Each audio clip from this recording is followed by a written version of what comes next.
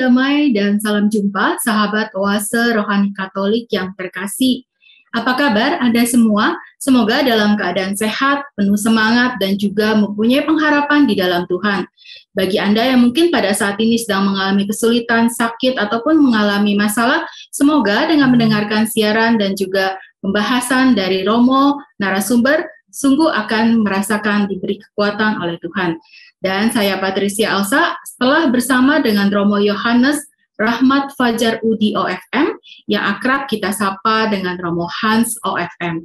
Mari kita menyapa dahulu Romo Hans. Romo, salam kenal. Romo, apa kabar? Salam kenal, kabar baik. Terima kasih. Sehat ya Romo? Sehat, sangat sehat ya. Boleh bercerita sedikit Romo, sekarang Romo berkarya dan juga kesibukannya di mana? Iya, sekarang saya mendampingi para frater OFM di Biara Santo Antonius Padua, Cempaka Putih Indah.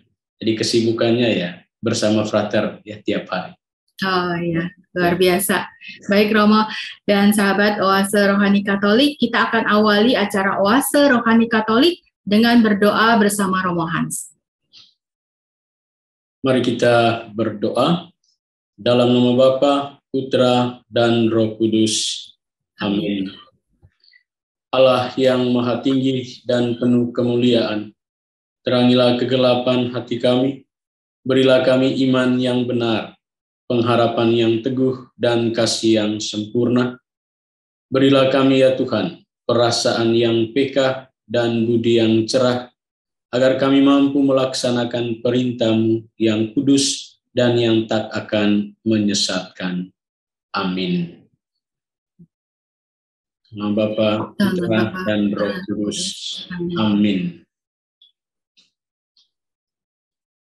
Hari ini merupakan hari biasa Pekan Advent yang ketiga dan peringatan wajib Santa Lucia, Perawan dan Martir. Sahabat Oase Rohani Katolik, kita akan mendengarkan bersama bacaan dari Nubuat Zefanya, bab 3 ayat 1-2, dilanjutkan ayat 9 sampai dengan 13. Beginilah firman Tuhan. Celakalah si pemberontak dan si cemar, kota yang penuh penindasan. Ia tidak mau mendengarkan teguran siapapun dan tidak mempedulikan kecaman. Ia tidak percaya kepada Tuhan dan tidak menghadap Allahnya. Tetapi aku akan memberikan bibir lain kepada bangsa-bangsa, yakni bibir yang bersih, supaya mereka sekalian menyerukan nama Tuhan dan bersama-sama beribadah kepadanya. Orang-orang yang memuja aku, yang terserak-serak, akan datang dari seberang sungai-sungai negeri Ethiopia dan membawa persembahan kepadaku. Pada hari itu, engkau tidak akan mendapat malu karena segala perbuatan durhaka yang kau lakukan terhadapku. Sebab pada waktu itu, aku akan menyingkirkan daripadamu orang-orang yang angkuh dan congkak, dan engkau takkan menyombongkan diri lagi di gunungku yang kudus. Di tengah-tengahmu akan kubiarkan hidup suatu umat yang rendah hati dan lemah, yang akan mencari perlindungan pada nama Tuhan. Mereka itulah sisa Israel. Mereka tidak akan melakukan kelaliman atau berbicara bohong. Dalam mulut mereka tidak akan terdapat lidah penipu. Sebaliknya, seperti kawanan domba, mereka akan merumput dan berbaring dengan tenang, dan tak ada orang yang mengganggu mereka lagi. Demikianlah sabda Tuhan. Syukur kepada Allah. Mari kita tanggapi dengan mazmur tanggapan. Orang yang tertindas berseru dan Tuhan mendengarnya. Orang yang tertindas berseru dan Tuhan mendengarkannya. Aku hendak memuji Tuhan setiap waktu, puji-pujian kepadanya selalu ada di dalam mulutku. Karena Tuhan, jiwaku bermegah. Biarlah orang-orang yang rendah hati mendengarnya dan bersuka cita. Orang yang tertindas berseru dan Tuhan mendengarkannya. Tujukanlah pandanganmu kepadanya, maka mukamu akan berseri-seri dan tidak akan malu tersipu-sipu. Orang yang tertindas ini berseru dan Tuhan mendengarnya. Ia menyelamatkan dia dari segala kesesakannya. Orang yang tertindas berseru dan Tuhan mendengarkannya. Wajah Tuhan menentang orang-orang yang berbuat jahat untuk melenyapkan ingatan akan mereka dari muka bumi. Apabila orang benar itu berseru-seru, Tuhan mendengarkan. Dari segala kesesakannya, mereka Ia lepaskan. Orang yang tertindas berseru dan Tuhan mendengarkannya. Tuhan itu dekat kepada orang-orang yang patah hati. Ia menyelamatkan orang-orang yang remuk jiwanya. Tuhan membebaskan jiwa hamba-hambanya, dan semua yang berlindung padanya tidak akan menanggung hukuman. Orang yang tertindas berseru dan Tuhan mendengarkannya. Sahabat oase rohani Katolik, mari kita siapkan hati, kita akan mendengarkan Injil suci menurut Matius bab 21 ayat 28 sampai dengan 32. Tuhan bersamamu Dan bersama rohmu. Inilah Injil suci menurut Matius. Dimuliakanlah Tuhan.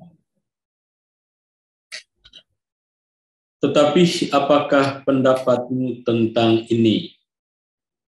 Seorang mempunyai 2 anak laki-laki. Ia pergi kepada yang sulung dan berkata, "Anakku, pergi dan bekerjalah hari ini dalam kebun anggur." Jawab anak itu, "Baik, Bapa." Tetapi ia tidak pergi. Lalu orang itu pergi kepada anak yang kedua dan berkata demikian juga. Dan anak itu menjawab, "Aku tidak mau." Tetapi kemudian ia menyesal, lalu pergi juga. Siapakah di antara orang itu yang melakukan kehendak ayahnya? Jawab mereka, "Yang terakhir." Kata Yesus kepada mereka, "Aku berkata kepadamu, sesungguhnya pemungut-pemungut cukai dan perempuan-perempuan sundal akan mendahului kamu masuk ke dalam kerajaan Allah. Sebab Yohanes datang untuk menunjukkan jalan kebenaran kepadamu, dan kamu tidak percaya kepadanya. Tetapi pemungut-pemungut cukai dan perempuan-perempuan sundal percaya kepadanya. Dan meskipun kamu melihatnya, tetapi kemudian kamu tidak menyesal, dan kamu tidak juga percaya kepadanya." Demikianlah sabda Tuhan. Terpujilah Kristus. Terima kasih Romo Hans untuk bacaan Injilnya, dan sahabat oase rohani Katolik, kita sudah mendengarkan 2 bacaan pada kesempatan hari ini, hari biasa Pekan Advent yang ketiga, dan peringatan wajib Santa Lucia Perawan dan Martir. Sekarang Romo Hans akan menyampaikan kepada kita inspirasi pewartaan dan juga kabar baik Injil. Romo, dipersilakan. Baik, terima kasih. Saya akan memulai dari bacaan yang pertama. Bacaan dari kitab Nabi Zefanya, pasal 3 ayat 1-2, dilanjutkan ayat 9-13. Kalau tadi kita menyimak bacaan pertama ini, di sana mau disampaikan tentang situasi real, situasi nyata masyarakat kota Yerusalem yang sangat memprihatinkan. Memprihatinkan karena apa? Ya karena hidup mereka sangat menyimpang dari kehendak Allah. Tadi dikatakan mereka menjadi pemberontak.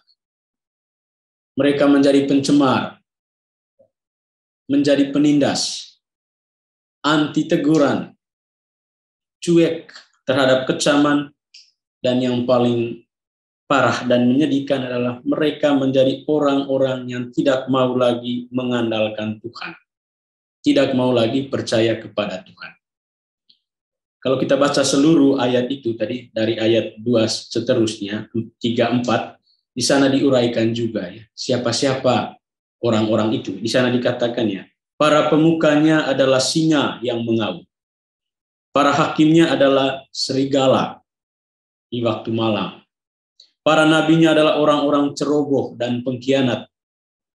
Para imamnya menajiskan apa yang kudus dan memperkosa hukum Taurat. Jadi itulah situasi yang memprihatinkan dari masyarakat Yerusalem. Dan tentang sikap tidak terpuji ini dari orang-orang Yerusalem, dari para pemuka-pemukanya tadi, Allah sudah sering menegur dan memperingati mereka supaya mereka berubah dan bertobat. Allah tidak diam, tetapi Allah selalu menegur. Tetapi ya toh teguran dan peringatan serta kecaman Allah itu ya rupa-rupanya tidak mereka indahkan.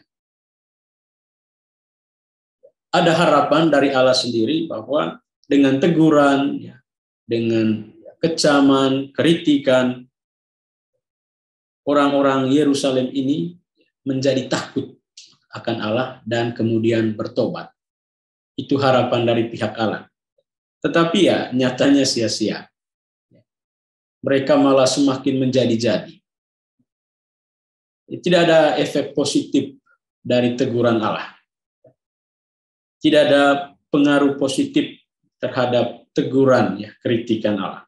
Orang-orang Yerusalem ya, sudah menjadi ya, seperti batu, ya, keras.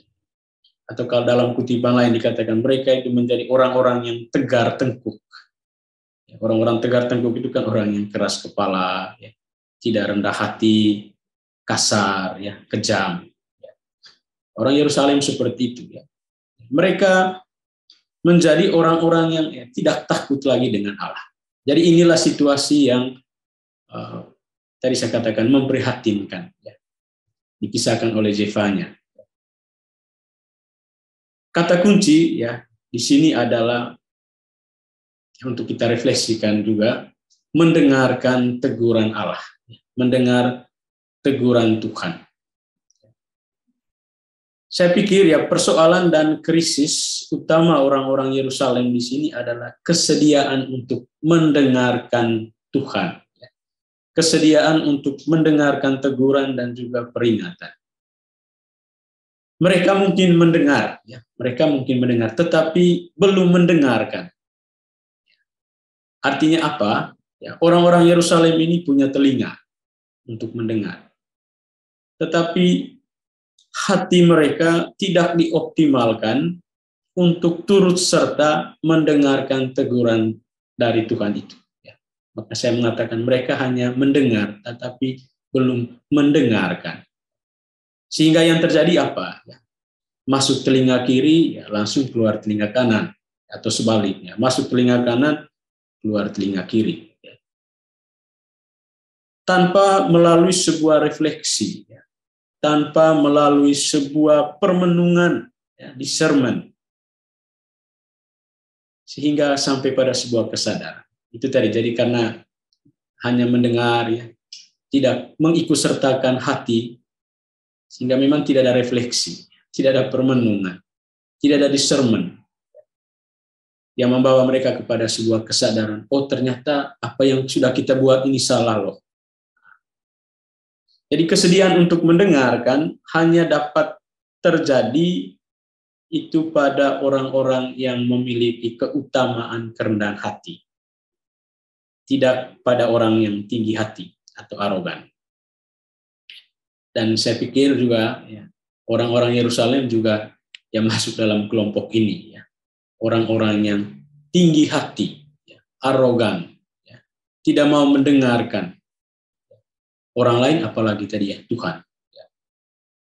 Orang yang tinggi hati dan arogan memang ya dia akan selalu memusatkan segala sesuatu ya pada dirinya. Saya yang superior, saya yang hebat, saya yang paling kuat, saya yang benar. Orang Yerusalem, seperti yang saya katakan, mereka bagian dari kelompok-kelompok ini.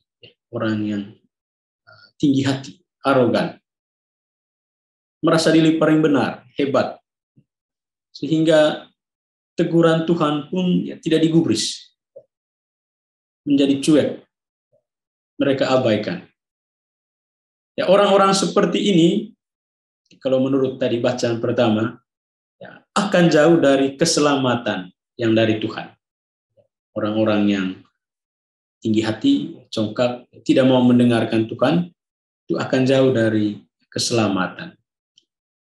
Sementara orang-orang yang rendah hati, orang-orang yang senantiasa mau mendengarkan teguran Tuhan, suara Tuhan, seraya melakukan pembaharuan terus-menerus, mereka itulah yang akan menikmati keselamatan dari Tuhan.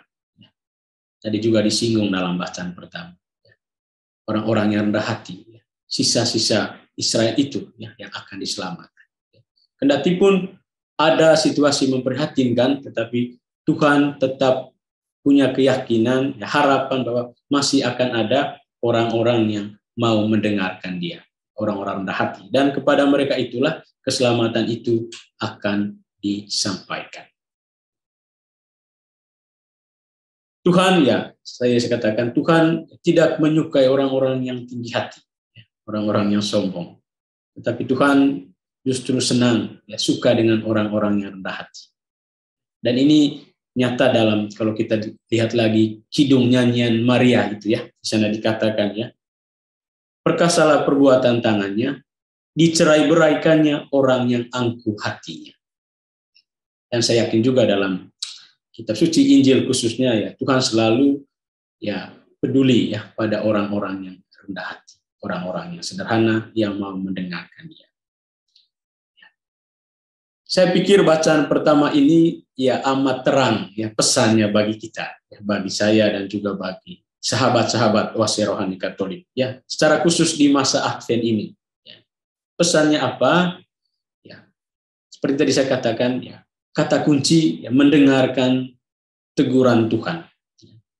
Maka pesan bacaan pertama ini bagi kita khususnya di masa Advent ini, ya, kita kembali diajak untuk mau dan mampu mendengarkan Tuhan. Ya, mendengarkan apa yang sebenarnya menjadi kehendak Tuhan bagi saya, bagi kita. Sehingga apa? Sehingga seluruh apa yang saya lakukan, yang kita lakukan, itu sungguh-sungguh merupakan kehendak Tuhan. Jadi bukan kehendak saya lagi, tetapi kehendak Tuhan. Sekali lagi, saudari dan saudara, itu semua akan terjadi kalau itu tadi ya, kita memiliki semangat kerendahan hati, ya. Humilitas. Ya. Kerendahan hati adalah keutamaan yang paling utama. Ya. Kan ada 7 keutamaan pokok, dan yang paling pertama adalah kerendahan hati.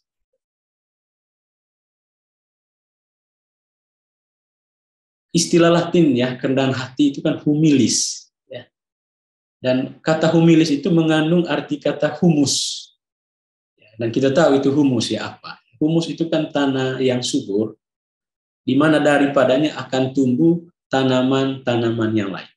Demikian juga dengan kerendahan hati, ia menjadi keutamaan yang paling utama, karena daripadanya nanti akan tumbuh keutamaan-keutamaan, kebaikan-kebaikan yang lain, termasuk tadi juga keutamaan mampu mendengarkan Tuhan. Seorang akan mampu mendengarkan Tuhan, mendengarkan sesama, kalau ia punya keutamaan kerendahan hati itu. Dan juga tadi ya, mendengarkan Tuhan dan juga ya, kerendahan hati untuk mau mendengarkan sesama. Kecaman, ya, kritikan. Mari melihat semua teguran, ya, kritikan itu sebagai sebuah ungkapan kasih dari orang lain kepada saya, kepada kita. Karena kita adalah orang berdosa, ya, maka kita butuh orang lain untuk mengingatkan. Ya. Mari kita menghayati sikap ya aneka kritik, ya, kecaman, teguran dan nasihat dari orang lain itu sebagai wahana, sebagai sarana untuk membimbing ya, dan mendorong kita agar semakin beriman.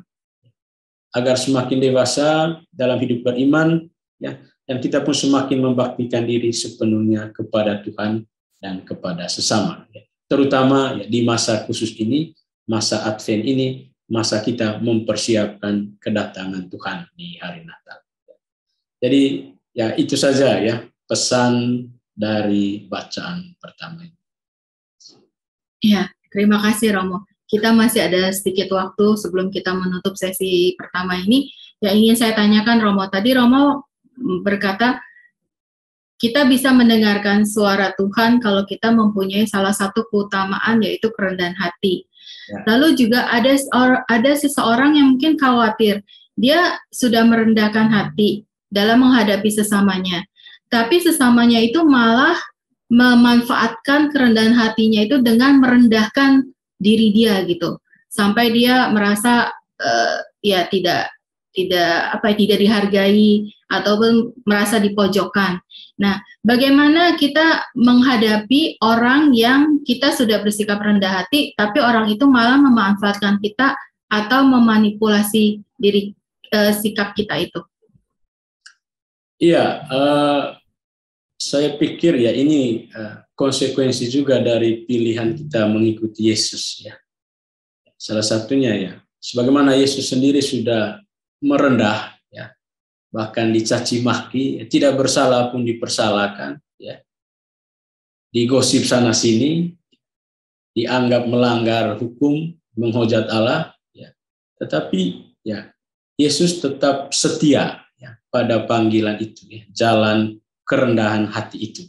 Yang saya pikir pertanyaan ini tadi ya juga menjadi jawaban tadi ya, bahwa bagaimana saya menghadapi situasi seperti itu. Saya sudah rendah hati, tetapi ke orang lain macamnya justru ya memperalat saya. Saya pikir ya kita tetap ya tetap selalu ya pada jalan pilihan itu ya, kerendahan hati ya. Kendati pun orang ya memperlakukan kita ya dengan seenaknya, tetapi kita tetap, poin penting ini saya pikir setia ya, komitmen pada pilihan-pilihan itu tadi ya.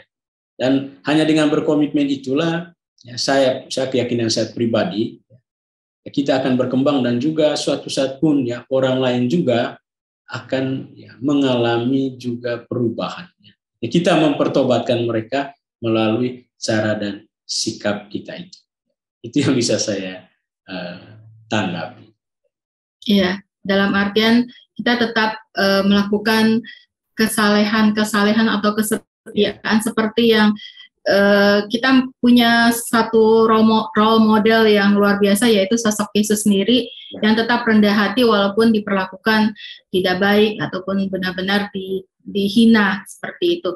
Baik Romo, terima kasih banyak untuk tanggapannya, dan kita akan jeda sesaat dulu Romo sebelum kita lanjutkan di sesi 2, dan nanti mungkin di sesi 2 Romo akan membahas tentang bacaan Injil pada hari ini ya Romo ya. Baik, ya sahabat Oase Rohani Katolik, kita akan kembali sesaat lagi, tetaplah saksikan acara Oase Rohani Katolik.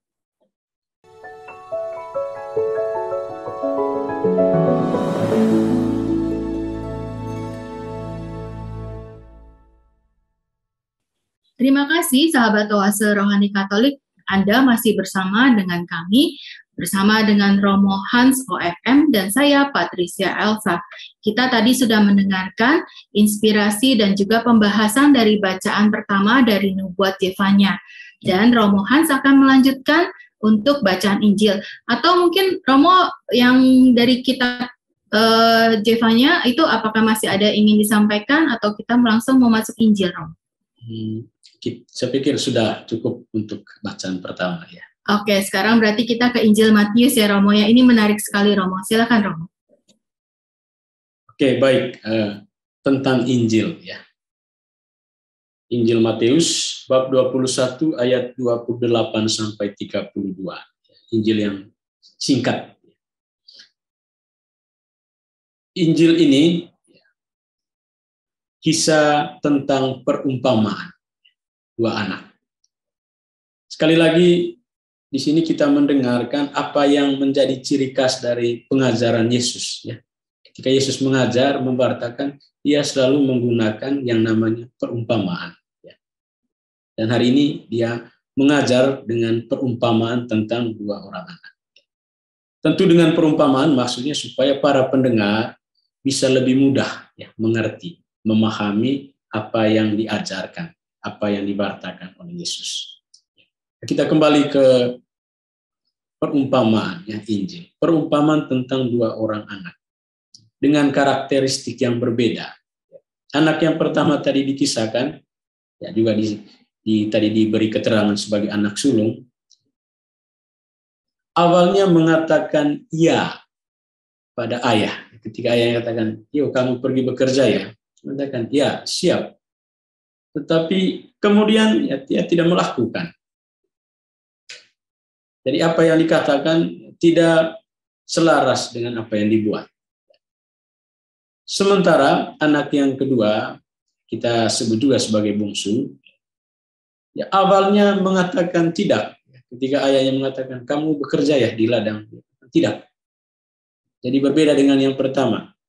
Tetapi dalam perjalanan waktu, tadi dikisahkan, dia menyesal. Ada penyesalan, lalu kemudian melakukan tugas dan tanggung jawab yang diberikan sang ayah kepada. Jadi ada dua model. Yang pertama anak sulung, mengatakan ya tetapi tidak buat. Yang kedua mengatakan tidak tetapi menyesal dan buat. Tadi Yesus mengatakan mana yang melakukan kehendak Allah jawabannya jelas. Saya pikir kita juga setuju dengan jawaban dari para pendengar tadi dalam Injil.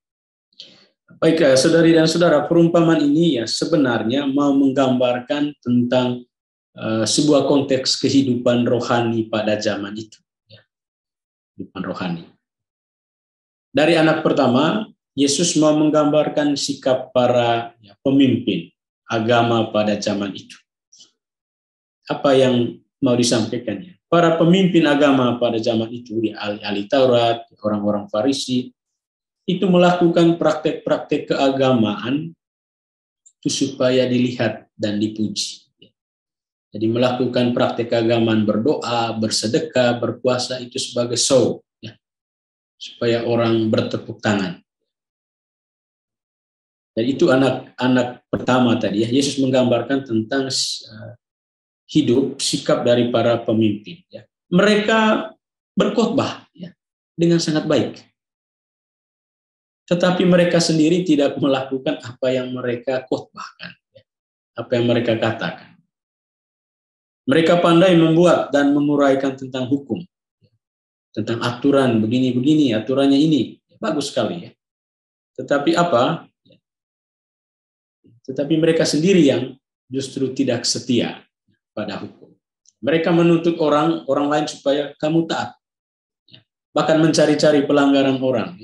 Dan Yesus juga menjadi korban dari mereka. Tetapi mereka sendiri tidak melakukan apa yang mereka katakan.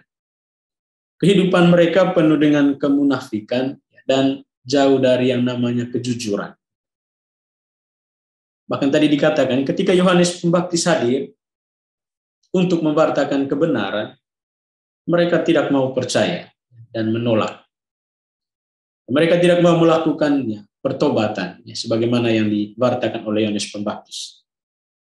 Di sini saya pribadi melihat ada sebuah sikap kesombongan rohani, kesombongan spiritual yang nyata dalam sikap merasa itu tadi diri paling benar, paling sempurna sehingga tidak mau dikoreksi. Itu kira-kira anak pertama tadi perumpamaan itu yang dimaksudkan adalah pemimpin-pemimpin agama pada zaman itu yang hidupnya tadi seperti yang sudah saya jelaskan tadi. Sedangkan anak kedua ini adalah sebuah personifikasi dari para pemungut cukai dan perempuan-perempuan tadi dikatakan perempuan sundal. Mereka hidup dalam kedosaan, bahkan dijauhkan dari kehidupan. Mereka sebagaimana anak bungsu tadi awalnya memang menolak melakukan kehendak Allah. Namun ketika Yohanes Pembaptis datang, hadir untuk mewartakan pertobatan, menawarkan sebuah kebenaran, ya mereka, orang-orang berdosa ini tadi, pemungut cukai, perempuan-perempuan sundal ini, justru mereka yang bertobat dan percaya. Beda tadi dengan anak pertama itu ya, para pemimpin agama. Jadi ada sebuah penyesalan dalam diri mereka, lalu sampai pada sebuah tindakan pertobatan. Pembaruan hidup. Dan saya yakin pertobatan ini terjadi karena sekali lagi seperti tadi dalam bacaan pertama, ada sikap kerendahan hati dalam diri mereka, dalam diri anak bungsu, dalam diri pemungut cukai, orang berdosa. Ada dua. Yang pertama, ya, rendah hati mengakui bahwa kami berdosa. Ya, saya pikir ini penting. Ya. Kalau kita merasa diri paling benar, tidak berdosa, ya, maka sulit kita bertobat. Tapi pertama, kerendahan hati untuk mengakui diri sebagai pendosa. Ya. Kalau masih ingat kisah tentang doa orang Farisi dengan pemungut cukai di Bait Allah itu kan, yang satu mengagungkan diri, ya, mengkritik yang di belakang, tetapi yang pemungut cukai hanya mengatakan, Tuhan ampunilah saya orang berdosa ini. Jadi kerendahan hati mengaku diri sebagai orang berdosa. Yang kedua, rendah hati mau diubah ya, oleh Tuhan. Menyadari diri sebagai berdosa, tetapi paling penting kemudian rendah hati juga, Tuhan silakan mengubah, ya, merubah, mentransformasi diri saya supaya saya menjadi manusia yang baru. Dan inilah kualitas yang ada dalam diri si anak bungsu ini. Ya. Jadi itu ya perumpamaan dari dua anak. Yang pertama si sulung ya, menggambarkan sikap para pemimpin agama. Yang kedua si bungsu menggambarkan sikap orang berdosa, pemungut cukai ya, dan perempuan-perempuan sundal. Itu kira-kira uraian ya. Kemudian apa pesan ya, bacaan Injil ini untuk kita sekali lagi terutama dalam masa Advent ini ya, masa kita mempersiapkan diri menantikan kedatangan Tuhan di hari Natal. Injil ini sekiranya memberi pesan tentang ini, sekali lagi tentang pertobatan.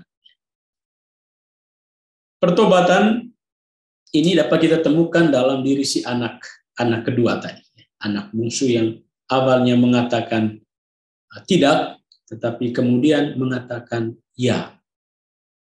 Dari spiritualitas pertobatan anak bungsu, kiranya ada beberapa poin yang dapat kita renungkan dan kita refleksikan bersama pada kesempatan ini. Pertama, pertobatan itu diawali oleh sebuah penyesalan. Tadi kita dengar, anak kedua itu dalam perjalanan dia menyesal, lalu kemudian melakukan apa yang ayah kehendak. Jadi ada sebuah penyesalan, rasa sesal, rasa diri berdosa, bersalah. Jadi jelas ya, di sini ada sebuah penyesalan. Pertobatan diawali oleh sebuah penyesalan. Tetapi tentu saja penyesalan itu, ini dalam refleksi saya, tidak muncul begitu saja tanpa melalui sebuah proses permenungan, ya, proses refleksi, proses discernment. Ada saat hening ya, untuk diri sendiri, kemudian duduk dan bertanya, mengevaluasi diri, yang saya buat ini benar tidak ya sejauh ini. Saya pikir itu juga sesuatu yang penting ya, yang memang tidak disampaikan dalam Injil, tetapi ya kiranya seperti itu ya, penyesalan itu muncul ya melalui suatu proses refleksi, ya, proses permenungan, discernment. Ya, discernment itu kan sederhananya kan kita bisa membedakan ini kehendak Allah atau tidak. Ya. Kemudian sampai pada sebuah perubahan dalam hidup. Dalam proses permenungan ini, dalam refleksi saya, si bungsu ini kemudian menemukan diri yang sesungguhnya. Diri yang sesungguhnya apa? Bahwa ya saya ini sudah bersalah. Saya ini sudah berdosa. Waktu itu sudah menolak. Makanya dia menyesal. Dan poin penting di sini adalah bagi saya pentingnya juga melakukan refleksi, ya. Melakukan permenungan, melakukan discernment, atau dalam istilah lain disebut dengan pemeriksaan batin. Dalam pemeriksaan batin ini kita bisa mengevaluasi diri, bisa menilai diri sendiri, bisa mengecek diri sendiri di hadapan Allah, sehingga kita bisa sampai pada sebuah penyesalan. Memang diperlukan permenungan, refleksi, discernment. Perlu ada waktu juga untuk itu, saya pikir. Ya memang perlu diakui juga kita hidup di zaman yang katanya sibuk sekali, sehingga waktu untuk bermenung, untuk refleksi itu sangat kurang, bahkan tidak ada. Orang dari pagi sampai malam bekerja sibuk, jadi waktu untuk mengevaluasi diri, maksud saya, itu tidak ada. Sehingga untuk melihat sepanjang hari itu apa yang saya buat, itu kurang. Atau kenapa hari ini saya marah, kenapa Kenapa saya berkata kasar kepada dia tadi? Jadi, tidak ada evaluasi tentang itu. Kita merasa fine saja, sah-sah saja saya marah tadi. Karena kurang refleksi, kurang permenungan. Maka kemudian tidak ada penyesalan memang. Jadi itu refleksi saya yang pertama. Jadi pertobatan itu diawali dengan sebuah penyesalan. Yang kedua, penyesalan saja tentu tidak cukup. Belum cukup. Penyesalan perlu disertai, dibarengi dengan sebuah aksi konkret, yaitu perubahan dalam diri, atau yang kita sebut dengan tadi itu pertobatan. Si anak bungsu tadi dia setelah melakukan permenungan, refleksi, discernment, dia lalu menyesali dosanya, kemudian mengalami perubahan. Perubahannya apa? Ia melakukan kehendak sang ayah. Jadi di sini ada sebuah perubahan. Jadi tidak hanya cukup sampai penyesalan, tetapi perlu ada tindakan nyata, konkret dari penyesalan itu. Karena apa orang bisa saja mengatakan begini, saya menyesal, mohon maaf. Tetapi kadang hanya sampai pada kata itu, saya menyesal. Jadi besok dia buat lagi, nanti buat lagi. Tidak ada upaya untuk mengubah diri, mentransformasi diri. Maka tadi saya katakan penyesalan saja tidak cukup, maka perlu sebuah tindakan konkret, perubahan diri, yaitu pertobatan. Itu yang kedua, yang bisa kita refleksikan dari bacaan Injil ini. Dan yang ketiga, pesan yang terakhir, pertobatan itu selain merupakan upaya manusia, tetapi kita jangan lupa, pertobatan juga adalah sebuah rahmat, sebuah anugerah dari Tuhan. Kalau kita bandingkan dalam sejarah hidup orang-orang kudus, selalu ada dimensi ini. Karena merupakan anugerah pertobatan itu, maka kita senantiasa memohon rahmat pertobatan itu di dalam diri kita masing-masing. Maka sikap yang benar dan tepat, menurut saya sebagai umat beriman, adalah kita senantiasa membuka diri. Pertama, membuka diri supaya senantiasa ditegur, senantiasa dibaharui, dan senantiasa ditransformasi oleh Tuhan, tentu melalui karya Roh Kudus. Sekali lagi, semuanya itu tadi, keterbukaan hati itu akan ada dan terjadi kalau di dalam diri saya, diri kita umat beriman, ada spirit, semangat kerendahan hati itu. Anugerah itu akan bekerja, berkarya hanya di dalam diri orang-orang yang sekali lagi rendah hati, mau menerima teguran, mau menerima masukan, mau menerima perubahan di dalam dirinya. Jadi saya pikir itu 3 poin yang bisa kita refleksikan dari bacaan Injil hari ini. Terima kasih. Ya, terima kasih banyak Romo Hans sudah memberikan inspirasi pewartaan dan kabar baik Injil. Tadi yang seperti kalau saya tidak salah tangkap, kita diminta juga apalagi dalam masa Advent ini untuk mulai memeriksa diri dan juga melakukan pertobatan. Dengan melakukan pertobatan, diri kita juga pastinya semakin dekat dengan Tuhan, dan kalau ingin melakukan pertobatan juga kita membutuhkan tadi kerendahan hati juga, mengakui kalau kita ini manusia yang memang membutuhkan Tuhan di dalam hidupnya. Ya, baik Romo, terima kasih banyak sudah menyempatkan waktu dan juga renungannya yang begitu luar biasa. Semoga Anda, sahabat Oase Rohani Katolik, yang menyaksikan acara kami ini sungguh diberkati dan juga sungguh diberikan kekuatan dan harapan bahwa Tuhan itu selalu beserta kita. Romo, kita akan tutup acara ini dengan memohon doa dan berkat melalui Romo Hans. Mari kita berdoa dalam nama Bapa, Putra, dan Roh Kudus. Amin. Allah Bapa yang baik, paling baik dan seluruhnya baik, kami bersyukur, kami berterima kasih karena boleh merenungkan sabda suci-Mu hari ini di dalam program Oase Rohani Katolik ini.